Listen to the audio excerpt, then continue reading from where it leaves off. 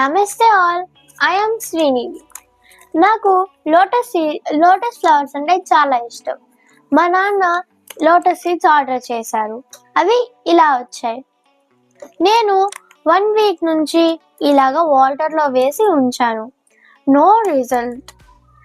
నేను నెట్లో చూసి తెలుసుకుంది ఏంటంటే, ఈ సీడ్స్ని అరగొట్టి లోపల ఉండే వైట్ పార్ట్ కనిపించేలాగా చేసి దాన్ని నీళ్ళలో వేస్తే గ్రోత్ వస్తుందంట.